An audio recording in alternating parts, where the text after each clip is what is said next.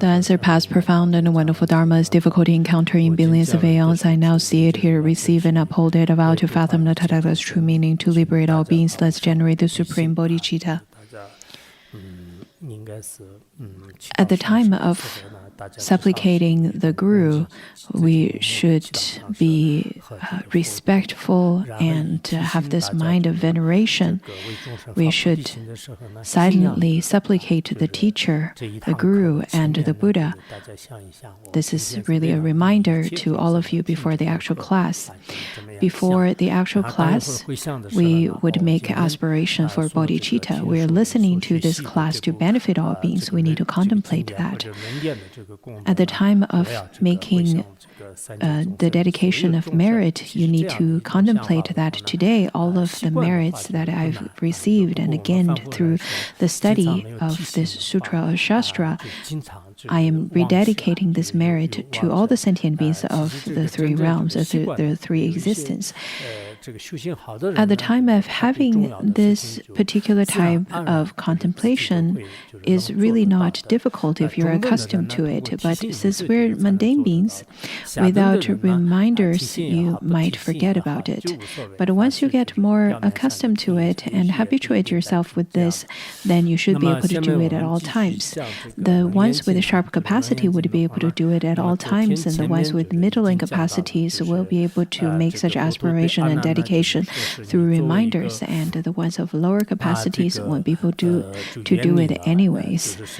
Anyhow, now let's continue with the Surangama Sutra. Previously, we have already talked about how the Buddha told Ananda that as someone who made the aspiration of bodhicitta and want to part ways from the lesser vehicle, then you should not get tired with the samadhi and then make aspiration for bodhicitta. These are the two types of resolves you need to have. And out of the first resolve, it is really saying that the aspiration should correspond with the causal ground as well as the fruition ground. The reason that we do not correspond to those two grounds is because the sentient beings do not see the true nature or true face of Tathagata and not truly understanding the five turbidities, the five layers of turbidities. There are the five layers of turbidities, including the turbidity of time, of life, of view of sentient beings, and of afflictions. Though the names and terminologies are the same as how we would usually address the five degenerations or the five turbidities, but the explanations over here are a bit different.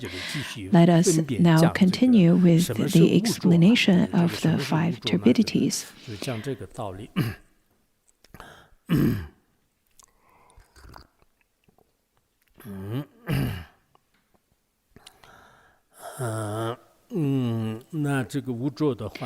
Out of the five turbidities, the Buddha first of all talks about the turbidity of time. Ananda, the Buddha says, you see that emptiness pervades the 10 directions. There is no division between emptiness and the seeing. However, although emptiness has no substance and your seeing has no awareness, the two become entangled in a falseness. This is the first layer, called the turbidity of time. Usually, whenever we talk about the turbidity of time or degeneration of kalpa, we would describe that there would be all kinds of warfare and with the degeneration of the merits of the sentient beings, where all kinds of calamities would appear. But over here, this is a bit different, because the Buddha told Ananda, saying that, look at the space, which is all-pervasive over the 10 directions. As we all know, that the seeing nature is often expressed through the example of space. So from the subject, which is wisdom aspect, the object is space. When you look at the space, which is all-pervasive over the 10 directions, your seeing is also all-pervasive over the 10 directions.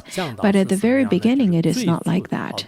Because whenever we talk about the very beginning, the first thought of ignorance, at the time that first thought of ignorance appears, that is the appearance of the turbidity of time. If the first thought of ignorance did not appear, then the seeing is just like space, which is all-pervasive. It is similar to the Vajrayana teaching.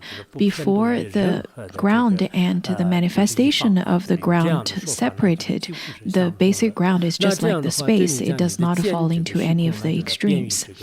So over here it says that your view and space would be all-pervasive over the 10 directions. The emptiness and the space does not, or the space and view does not have any separations. The space does not have any extremes, nor does the view. Why is the space and view not separate? In fact, because the space has not been tinted by the 4 great elements. Same as the view has not been tinted by the 6 roots. Emptiness has no substance, and seeing has no awareness. The space does not have any substance, since it does not have any of the substance of the 4 great elements. And then the seeing does not have any awareness, comes from the 6 roots. It is not defiled by the 6 roots. Then our true nature, the Buddha nature, the wonderfully enlightened awakenment has not been separated. And then out of no reason there appears the ignorance, for example, the co-emergent ignorance and imputational ignorance. After they have this ignorance appears, there is the entanglement in falseness.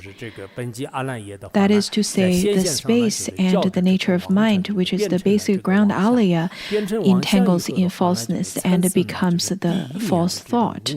After it becomes the false thought, it is the production of the first thought of ignorance.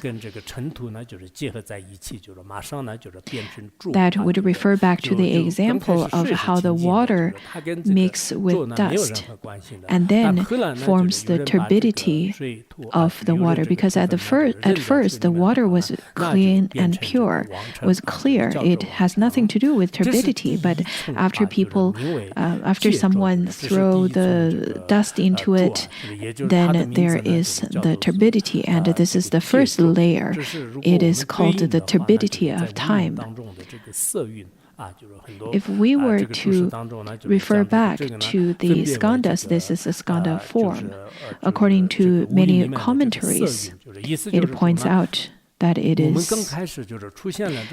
can be cross-referenced or correlated rather to the skandha form, which means at the beginning, after the appearance of ignorance, there is the body and then the feelings, perception, thinking, and so on and so forth. After the first thought, after the first appearance of ignorance, there is the 12 nirdanas. After the appearance of the 5 skandhas of the body, then there is a name and form.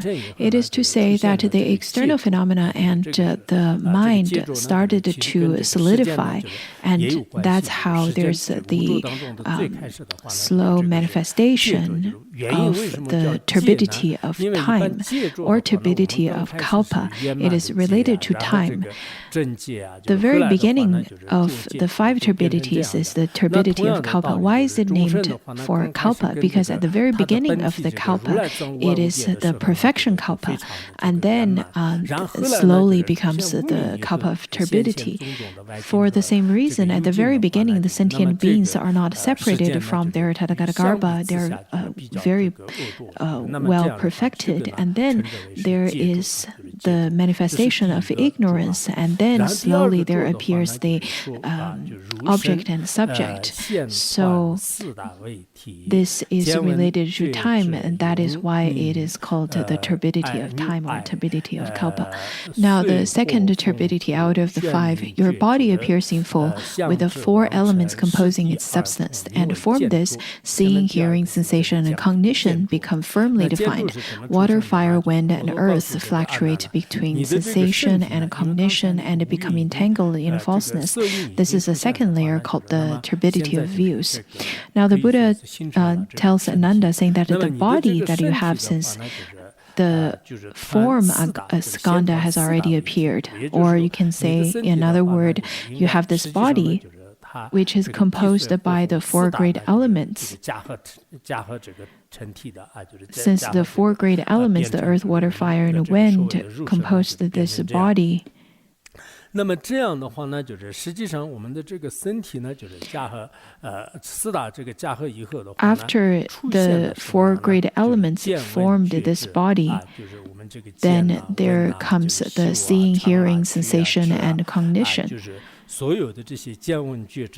All of those would appear by relying on the four great elements. Relying on the four great elements, there comes the six roots, and then the seeing, hearing, sensation, and cognition. And after the seeing, hearing, cognition, and sensation, there is the obscuration. That is, for example, after the eyes sees the form, but the eyes cannot see surpass that of the form. Initially, the Tathagata, the Buddha nature, is of no obscuration.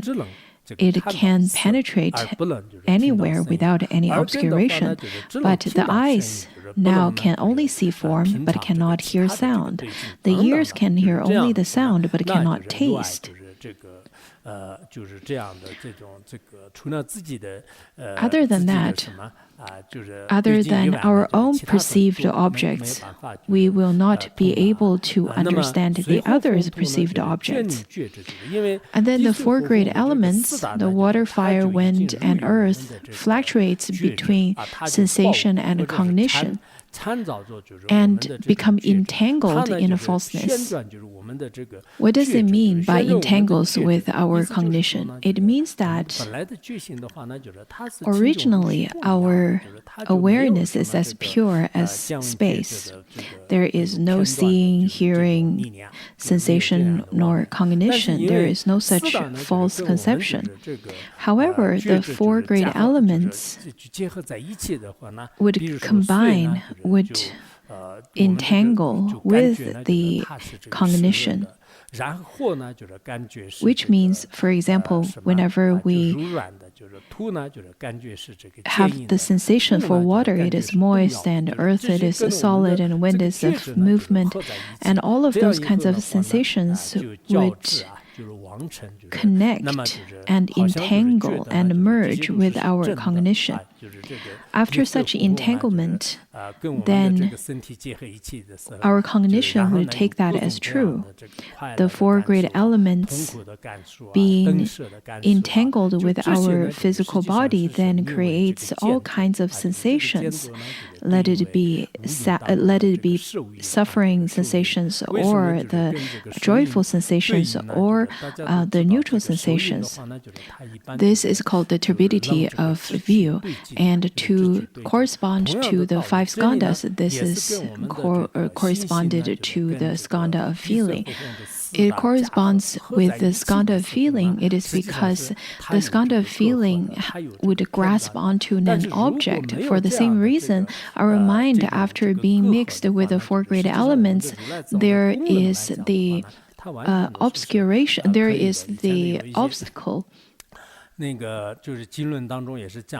Without such obstacle, in terms of our Buddha nature, it would be all-pervasive. According to some sutras and shastras, it states that for the Buddha, the six roots of the Buddha not only the eye faculty would be able to see the forms, but it could also hear the sounds and taste or touch such tactile sensations as well, including Venerable Purna, though that his eye faculty has been blinded, but he would be able to see all kinds of forms through his divine eye, even much better than those with the flesh eye. If it is not that the Buddha nature is all-pervasive, then without the eye faculty, we would not be able to perceive the forms. Nowadays, many people, including young children, sometimes it seems that they have the penetration of the divine eye, where they are able to perceive what the grown-ups can't, for example, ghosts and spirits. And then on top of that, there are lots of people with very special functions with their other sensations, such as recognizing words through their textile sensations, as well as tasting different flavors through textile sensations, and so on and so forth. The four great elements, if it is not entangled and involved with our awareness and blocking our awareness, the awareness itself would be able to be all-pervasive. Just like water, if the water is really clear, then it would be able to reflect the image of whatever colors and whatever things that's within. But since it is now turbid with a mixture of dusts, then the images cannot appear anymore. So the actual functions of the water or the actual functions of awareness cannot be manifested. On top of that, there are other conditions, other external conditions. I think sometimes through this particular teaching, we should be able to recognize that Buddha nature is innate in every sentient being, and the merit of Buddha nature can manifest for every single one. People may ask questions, why someone would be able to attain realization and some can't. I think it is maybe because of the eagerness of engaging in practice. And by relying on the power of the mind, the obscurations would naturally be conquered and eradicated. Some, though, appear to be practicing, but maybe because of their previous obscurations, the karmic obscurations, or maybe because of the weak power of engaging in practice, for various reasons, they would not be able to do so. Sometimes we feel that the mind is impermanent. Sometimes we see the nature of the mind is the luminous, the unconditioned Dharma. But how could both of them be manifesting? And how does the body work, whether directly or indirectly, to the mind? We would get quite confused with that. And such kinds of complex teachings could bind us and fetter us. But this time, after studying Surangama Sutra, through the Buddha's analysis, his logical inference helps us to understand the actual theory of seeing the nature of the mind. He did not just give an example to ask us to believe his example. He didn't do that. Rather, he gives the detailed and layer by layer inference and analysis to help us to make such observation, so that each one of us have the possibility to enter into this profound debate and profound conversation, which would be extremely meaningful.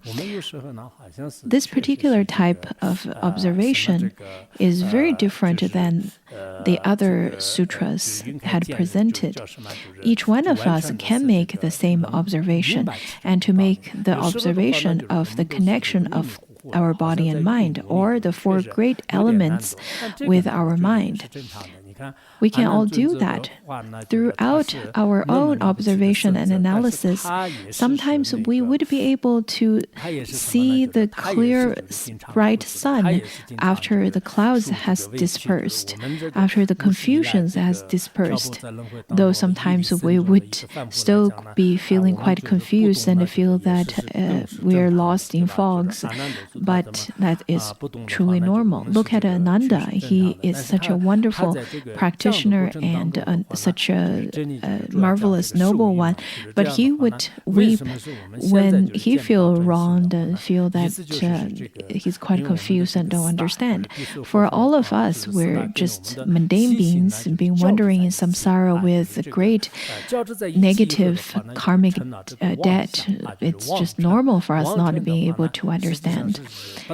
Why do we not see our true mind? It is because the four great elements that is entangled with our mind, and then it becomes a falseness. Such kinds of false perceptions are falsity at the beginning anyways. But the mundane beings grasp on it and hold it as true.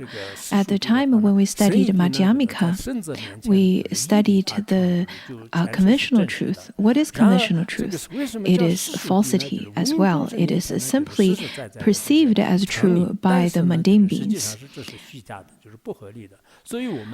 When we studied entering the way of Madhyamika at the time of studying the ultimate truth and conventional truth, the ultimate truth is the truth that's perceived by the noble ones, therefore they're all true. And in terms of conventional truth, they're simply true to the ignorant mundane beings. They are simply also falsity. So this is the turbidity of view. As you can see that in terms of view, there's the right view and some of them are wrong view. Some may seem to be right view, but in fact also are wrong views, such as the wrong views, such as taking what is impermanent as permanent and what is not blissful as blissful, taking what does not have any self-existence as there's a intrinsically existent self, and what is not pure as pure. Now, as long as there's a view, there is a subject to it. And if we were to understand the view from the Buddhist logic perspective, there is the view developed through inference and a view developed through direct cognition, which, comparatively speaking, would be the valid cognition. However, if we were to compare such kind of a view developed through inference and direct cognition to that of the cognition of the noble ones, those are still the not valid cognition. That is why it is called the turbidity of view, because the mundane beings would hold on to those as true. And then the next one talks about the turbidity of affliction. Further, the function of memory, discrimination, and verbal comprehension in your mind, bringing into being knowledge and views. From out of them appears the six defiling objects. Apart from the defiling objects, there are no appearances. Apart from the cognition, they have no nature, but they have entangled in a falseness. This is the third layer called the turbidity of affliction. Now the Buddha addressed the question to Ananda. In some ways, we can see that the Buddha is currently giving the teaching just as if he is magically displaying that teaching to us.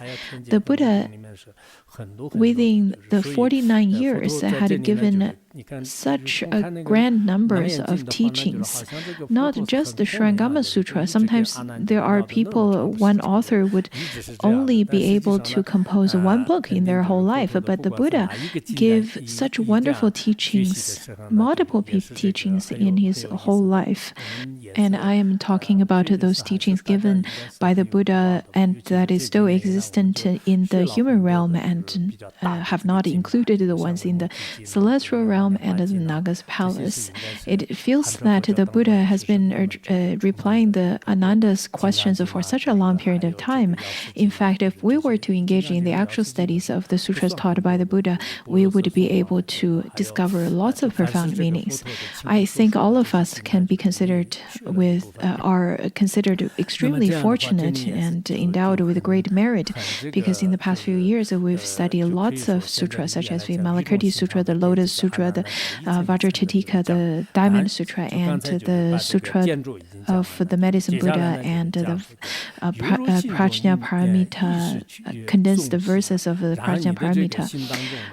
So over here we can see that the Buddha is giving the teachings to Ananda in such a profound way, where the Buddha explains it layer by layer. Previously, the Buddha talked about the turbidity of view, and now the Buddha started talking about the turbidity of affliction. And then he first talks about the dualistic thoughts, the function of memory, which refers to the grasping onto the conceptual thoughts. Discrimination refers to the current grasping to dualistic thoughts. And then the verbal comprehension, the verbal refers to discussions and so on. And comprehension refers to study, which is something related to the future. And according to some commentary, this represents the past, present, and the future. Now, when we talk about the sixth consciousness, that which makes the discrimination, from out of them appears the six defining objects. The sixth consciousness, the nature of which is making discernment, brings into being knowledge and views. The future, the past, and all of those kinds of discernment from your view. It has such kinds of a function, which is to bring into being of knowledge and views. And then from that, out of those appears the six defiling objects. Let it be of the past, present, and future. Your view and your dualistic thoughts, out of the previously stated interventions or the effects of them, the view and knowledge would manifest and or would bring into being into the six defiling objects, or the six kinds of objects, six defilements, six dust, which all refers to the form, sound, smell, taste, and textile feelings. Over here, it points to the skandha of perception, which has a variety of appearances. When it comes to making judgments, analysis, or discernments, all of those are very much based on knowledge and views. And then these knowledge and views would bring into being of the six defiling objects. If the six defiling objects, if the sixth consciousness were to part from the six objects, that is to say, if there is no form, sound, touch, smell, and taste, then there is no characteristics of the subject, that is mind consciousness. Apart from the defiling objects, there are no appearances. That is to say, on the other hand, if there is no sixth consciousness, the eye, ear, nose, tongue, body, and consciousness, the six consciousnesses, if there is no such six consciousnesses, which means there is no subject, then how could there be object? So it means that if there is no subject, then obviously there is no object to be perceived, and vice versa. However, in the appearance, in the conventional appearance, there is the object as well as the subject, which is the mind consciousness that's being entangled together, intertwined into this falseness. So our afflictions are like such as well. We know that at the time of generating greed or grasping, it is because that we generated this mind of grasping because there is an object for us to grasp onto. If there is no object, then there is no grasping mind that can be generated either. Similarly, if there is no grasping mind, then how could there be an object that is desirable. At the time that there is no true existence, it is simply a false appearance. It is the false dualistic thoughts that naturally forms it, which is the third layer of turbidity, that is the turbidity of afflictions. And the skandha that it corresponds to is the skandha of perception. According to the sutra, it is says that all of the oceans of karmic obscurations derived from the false illusions. The Buddha tells Ananda over here, says that your sixth consciousness discerns. There are all kinds of objects and consciousness, though it appears to be existent and manifesting. However, they're simply manifesting delusions, and that is called the turbidity of afflictions. Usually, when we talk about the turbidity of view, there is the view of permanence, of nihilistic view, and the wrong views. But in terms of the turbidity of affliction, we are talking about greed, anger, ignorance. Those are the most coarse and most harsh afflictions. There is no true existence to object or the mind. There is no true nature to the discern mind of the past, future, and the present. There is no such existence. At the time that it is not existent, it is intertwined with our dualistic thoughts, which then forms affliction. So that's the third one. Now let's look at the fourth.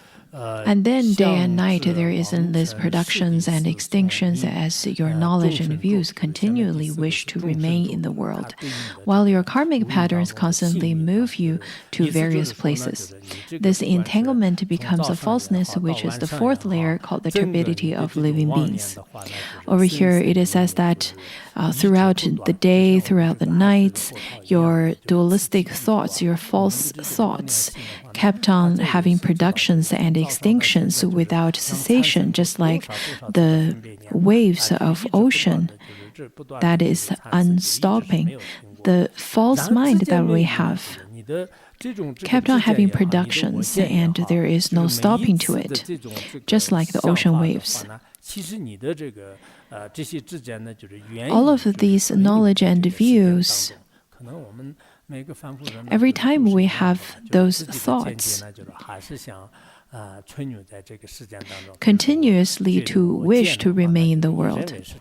For example, the view of the existent self kept on wanting to remain. We kept on thinking that my view, my point of view, my perspective, my life, my value, we kept on wanting to keep that in this world. And then with those kinds of wish to remain the view in this world, while your karmic patterns constantly move you to various places. Though that you have the wish to continue or to maintain those views, there is the powerful karmic force that pushes you to different places. There are people who wish to nurture this body so that they can abide in this world forever and ever. Or maybe nurture this body with all kinds of nutrition so that they can remain in this world as whatever they are or however state they're in now. Or those people wish to abide in Larungar and never move to other places. Some said that I would like to die in Larungar. It would be wonderful if I can die here. You may speak of it now, maybe that's your wish, but it's not necessarily feasible for you. because of our different karma, because the force of karma, the wind of karma, can blow you to any places. Over here, the turbidity of living beings is combined with the teaching of the skandha formation. Our dualistic thoughts, the production and the extinctions of dualistic thoughts, when it comes to each of the sentient beings, they would hold on to those views and knowledge and their dualistic thoughts. So those kinds of knowledge and view really want to abide in this world. But the power of karma is so strong that we can't be truly free. Sometimes we really wish that we can be a good practitioner, but because of our karma, we would have lots of afflictions, and sometimes there are people who wish to live a little bit longer, or stay at a certain place for a little bit longer, or seek for wealth, happiness, beauty, or longevity, or those kinds of happiness, worldly happiness. But all of those are simply bubbles in front of the power of the karma. There's really nothing that they can do when facing the power of their karmic retributions. I once knew a Buddhist practitioner who wishes to attain rainbow body at the time of death, but when I heard about his death, he didn't attain the rainbow body. Rather, his corpse was quite large, and nothing really happened to nothing. His wish was not accomplished. So we can see that our wishes most likely will not coincide with the reality. So our view and our knowledge will be entangled with the previous karmic force, as well as the current causes and conditions. In this way, because of the entanglement, things would change. Though sometimes we have lots of good wishes and good plans, but there could be impermanence and changes. I usually make plans at the very beginning of the year, but because of the different changes throughout the year, there could be the unfinished plans. It's good to still make plans. It's good to make a plan for a day, for a month, for a year, for a whole life. But you need to understand that the plans that you make sometimes won't be able to come to actualization. Our thoughts, our knowledge and view may have gaps to our karmic connections. So this is called the turbidity of sentient beings. I believe the sentient beings are quite pitiful. Some may have really good wishes, but won't be able to have those wishes fulfilled. Compared to the sentient beings, I believe living here, all of us are doing quite well. At least we have all the provisions we need. We just need some food and drinks to support our life, which is great. We have tsampa and ghee, then that's enough. But compared to the worldly beings where they need to pay for the mortgage of the house and mortgage of the car and so on and so forth, if they were to have debt from the banks or from other places, then they would be called upon from those different departments by the banks and by other people.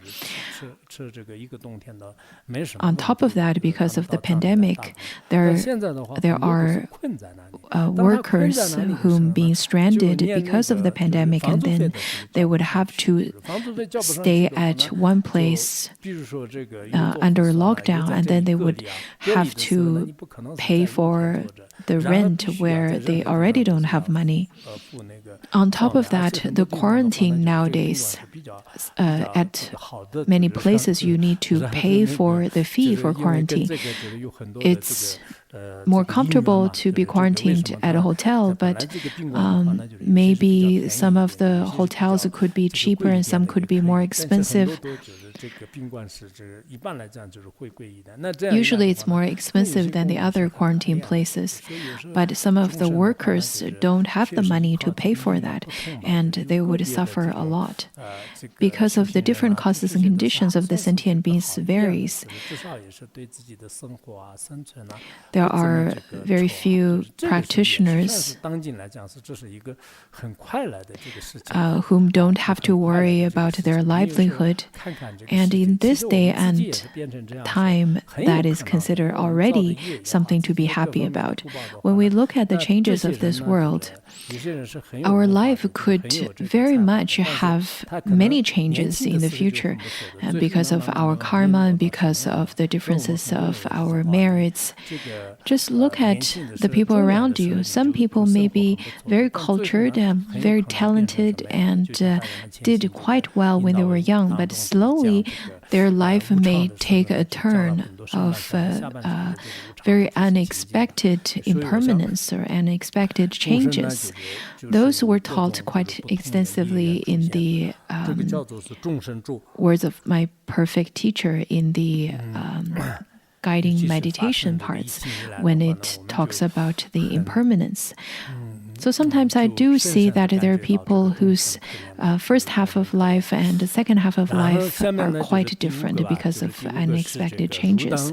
And those are very much because of the different karmic conditions. And because of that, it is called the turbidity of sentient beings, especially I think after the pandemic. I deeply feel that the sentient beings are suffering a lot.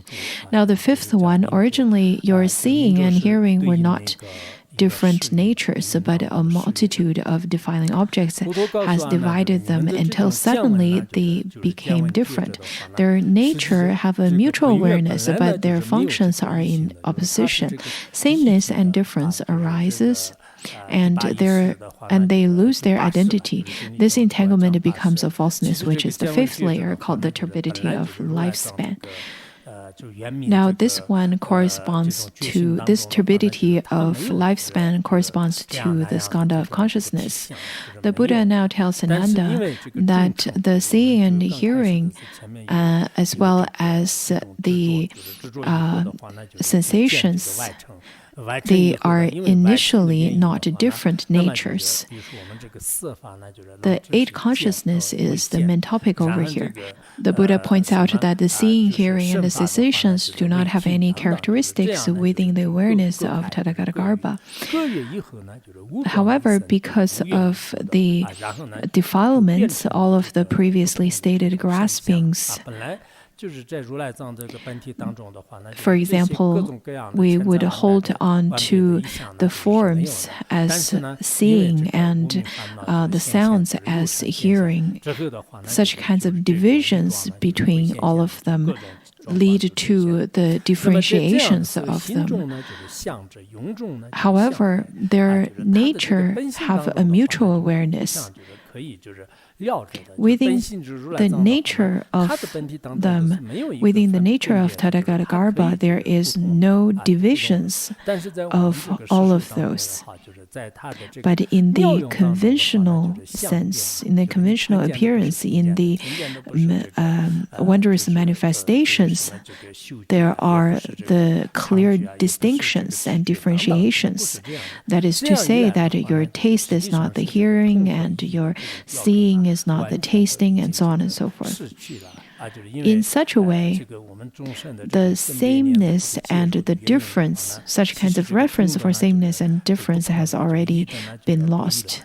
To further explain, it is to say that the concept of sameness and difference would be lost when the dualistic thoughts of the sentient beings get intervened. That's very similar to at the state of dreaming. When we dream, the six consciousnesses are shut down. There is only the delusion, the delusory consciousness that is quite active. In that kind of delusory state, all of those sensations that we have in the dream, for example, at the time of dreaming, your eyes are shut, but you can still see, and that is because in that kind of delusory sensations, a delusory consciousness, it could see, could hear, could touch, and could taste, so on and so forth. For the sentient beings, within our true nature, there is no such kinds of delusory falseness. But after the delusory falseness, there is the loss of reference, of sameness and difference. The Chinese doctors, the Chinese traditional medicine, at the time of checking your pulse or looking at the signs on your tongue, they would be able to have a clear view of your whole body's health situation. And then they would be able to help out to adjust your body from a sub-health state to a better state. But the Western medicine doesn't really do that. They would only diagnose the portions of body. For example, the doctors that looks at eyes, they would only do that throughout their whole life, or the ears or tongue or body and nose. They would only study that part of the body, but do not put the whole body as, do not diagnose the whole body as a whole, rather quite fragmented. Similar to the Western doctors, we have the division of the 5 aggregates and the 6 roots, where initially they are similar and they are without obscurations. Since the sameness and difference arise and lose their identities, this entanglement become a falseness, which then is the 5th layer, that is the turbidity of lifespan. This turbidity of lifespan, usually we would talk about the shortness of the lifespan of sentient beings, but over here, the turbidity of lifespan refers to the false characteristics or false, rather, appearances out of the entanglements of the sentient beings, seeing, hearing, and sensations, and along with the ignorance. This part, the next part, is a summary, which is considered as one of the most important parts in the Surangama Sutra. Over here, the Buddha says that, Ananda, you now want to cause your seeing, hearing, sensation, and cognition to return to and tally with the permanence, bliss, true self, and purity of the thus come one. So the Buddha told Ananda, now I've already concluded the teaching of the 5 turbidities. The seeing, hearing, sensation, and cognition should be in line with the thus come one's permanence, bliss, the true self, and purity. Means all of the dualistic thoughts at this moment that's being brought about by the 6 consciousnesses should be unified with the wisdom of the permanence, bliss, true self, and purity of the thus come one. If you can recognize that all of the dualistic thoughts are no other than the awareness and wisdom of the thus come one, then this is what we would call as a great perfection. That is what we've studied in the treasury of Dharmadhatu. Whatever you see at this moment, your dualistic thoughts, whatever you see, hear, taste, whatever you feel, those are no other than the non-dual wisdom of the thus come one. You should be able to see the nature of mind. This is the pointing out of the Buddha to Ananda. He said that you should bring your seeing, hearing, sensation, and cognition into the thus come one's permanence, bliss, the true self, and purity, into this state of wisdom. What you should do now is that you should first decide that what the basis of birth and death is by relying on the perfect tranquil nature, which is neither produced nor extinguished. The Buddha states that you need to see the basis of samsara first, the impure mind consciousness and the mind consciousness that has production and extinction. You need to see it. In the Mahayana, we call it the distinguishing of the existence and tranquil or nirvana. At the time of recognizing the different speech and dualistic thoughts of the six realm beings, as well as their postures that's related to the physical body, and recognize that all of those are no other than the wondrous manifestation of the thus come one's nature. There are no other than the body, speech, and mind of the thus come one's wondrous manifestation. At the time of recognizing this, at the time of developing such insight, then you, compared to that, the Buddha says that you should now come to the conclusion of the basis of birth and death and samsara. If you can rely on that which is without extinction and without production, let it be recognizing it or come to certainty of it by your practice or through your practice, then you should be able to attain such mind that is without production and without extinction, or finding that which is without production and without extinction. So by recognizing it and abide in the realization of it, that is the realization, that is the seeking for the realization without production, without extinction, with the mind that is without production and without extinction. This is extremely important. By means of this tranquil turn the empty and false production and extinction, so that they are subdued and return to the source of enlightenment. The attainment of this source is bright enlightenment, which is neither produced nor extinguished, is the mind on the causal ground. Then you can completely accomplish the cultivation and certification of the ground fruition. It means that at the time of meditating, if you can truly abide in the nature of mind, you will understand that it is the mind that is without production and without cessation.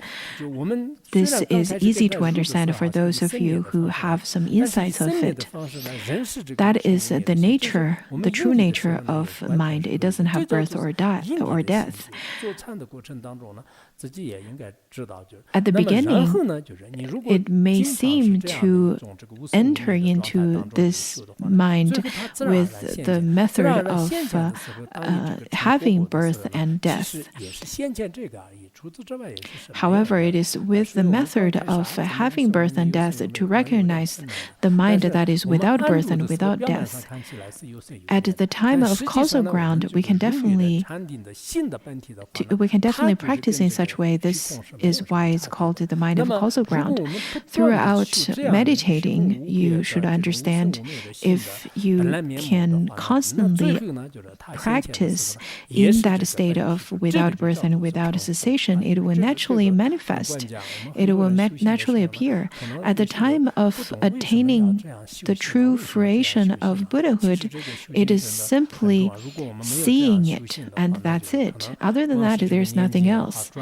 So at the very beginning, how can we attain this without death and without birth, and with death and with birth?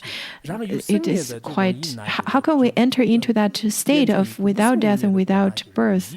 With the method of with birth and with death, it could be a little bit difficult, but when we truly abide, though it seems to be with birth and with death, but as long as we're abiding in the true nature of mind during meditation, it is really of no difference than space. If we can continuously to practice in such a way, then this nature of mind, which is no other than the space itself, would truly manifest and completely appear, and you would be able to perceive it, and that is called attaining enlightenment. This is the key to understand. And then in the sutra it says that it is like purifying purifying muddy water by placing it in a quiet vessel, which is kept completely still and unmoving. The sand and silt settle, then the pure water would appear. This is called the initial subduing of the guest dust affliction. At the time of all of the silt and sand settles within this quiet vessel without any movements, this is called the initial subduing of the guest dust affliction, or another word is calm abiding, the shamatha practice. During the practice, we need to first make sure that our mind is capable. This has been placed of great importance by the Chinese Buddhism schools, the Chan Buddhism school, as well as the Tibetan Buddhism schools. You have to calm down your mind. Let's not talk about the vipassana. Let's just talk about shamatha. At the time of practicing shamatha, your mind needs to be calmed down. There are the 9 ways of abiding and the various ways of making observation that would call back your dualistic thoughts, to call back your dualistic thoughts again and again, and abide again and again. Usually, we should be able to abide for half an hour, for an hour or two. At that time, many people would feel that, I'm quite successful in the practice of peaceful abiding. But that's really nothing to be too proud of, because 1 or 2 hours is really nothing. It is simply natural how the water would naturally purify itself, because the silt of affliction would simply sink to the bottom. This is the very beginning of differentiating or to separate from the afflictions. That is why I kept on emphasizing on the importance of practice, especially to the classes that engages in practice.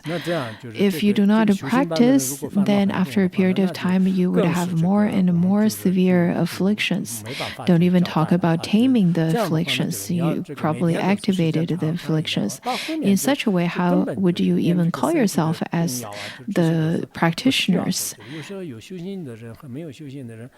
If you can practice a little bit every day, then you would definitely be quite different than those who don't.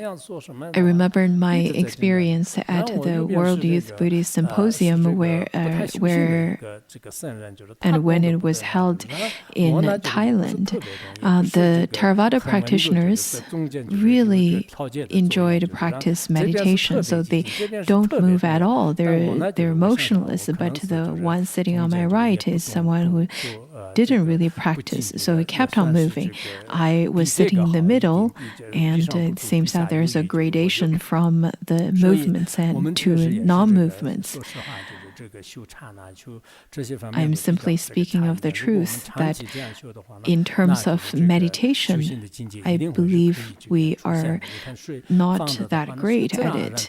If we were to practice for a long period of time, we would definitely be able to develop insights, just as how the water placed for a long period of time would naturally be clear. Our mind would naturally be clear if we were to sit to practice formal meditation practice.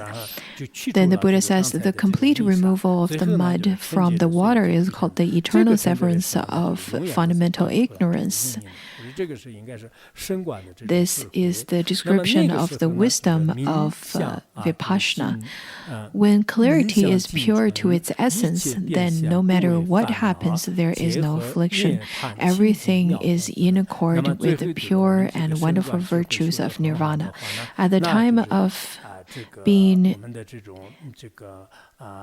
advanced in the vipassana practice, then the pure, enlightened Buddha nature, the most pure insight would manifest, would naturally appear. Such pure and wonderful virtues of nirvana would naturally appear. Then whatever kinds of actions that you would carry out would not be turned by afflictions. Walking, sitting, dancing, singing, any kinds of actions would not be turned by afflictions. And that is the time when one would attain the most supreme fruition. According to Master Zixuan, he says that the true enlightenment is just like water, like pure water, and seeing and hearing is just like the turbidity. If one can abide, such as the quiet vase, through such kind of practice, would be able to subdue the afflictions and manifest the wonderful virtues of nirvana. This is the practice of vipassana that would be able to uproot ignorance and manifest all kinds of virtues. We should try our best to practice. This is quite crucial. We should stop here today.